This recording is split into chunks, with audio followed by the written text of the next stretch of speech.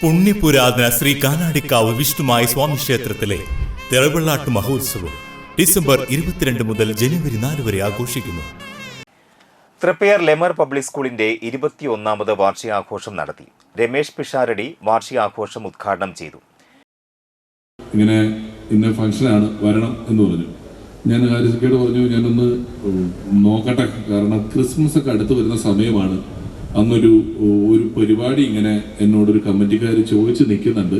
അത് വരുമോ ഇല്ലയോ എന്ന് എനിക്ക് അറിയില്ല, അത് കൺഫേം ആയിട്ടില്ല, വർത്താനം പറഞ്ഞ് നിൽക്കുന്നു എന്ന് ഞാൻ പറഞ്ഞു. അപ്പോൾ ഹാരിസക്ക അത് കുഴപ്പമില്ല, ഒഴിവാണെങ്കിൽ വന്നാൽ മതി, ഞാൻ പ്രാർത്ഥിക്കാം എന്ന് പറഞ്ഞു.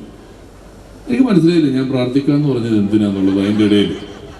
പക്ഷെ അദ്ദേഹം പ്രാർത്ഥിച്ചു എന്ന് തോന്നുന്നു. ആ പരിപാടി ക്യാൻസലായി, എനിക്കിവിടെ വരാൻ പറ്റി. അപ്പോൾ എനിക്ക് വെറുതെ എൻ്റെ പരിപാടി, ബാക്കിയുള്ള പരിപാടി പ്രാർത്ഥിച്ചില്ലാണ്ടാക്കരുത്.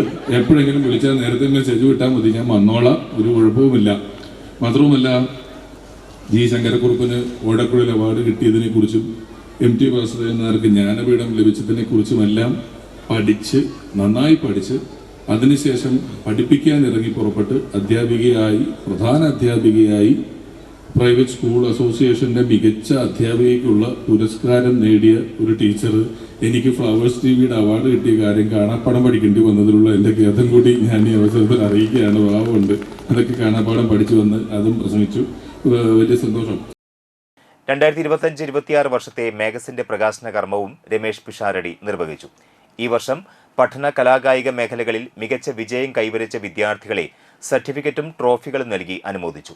ചെയർമാൻ MA ഷൗക്കത്ത് അലി അധ്യക്ഷനായി. പ്രിൻസിപ്പൽ ഗെയ്നി മൈക്കിൾ വാർഷിക റിപ്പോർട്ട് അവതരിപ്പിച്ചു. Secretary KK Abdul Latheef, treasurer EA Haris, perspective education ട്രസ്റ്റിന്റെ ഡയറക്ടർ, ബോർഡ് മെമ്പർമാർ, manager IT Muhammad Ali, management trust അംഗങ്ങൾ, vice principal Suvitha CS, section ഹെഡുമാരായ Shaina CS, Deepa KM, Asha KC, Naseema Shamsuddin, programme coordinator Lovely Jinan, head boy Muhammad Nihal, രക്ഷിതാക്കളുടെ പ്രതിനിധികൾ എന്നിവർ സംസാരിച്ചു.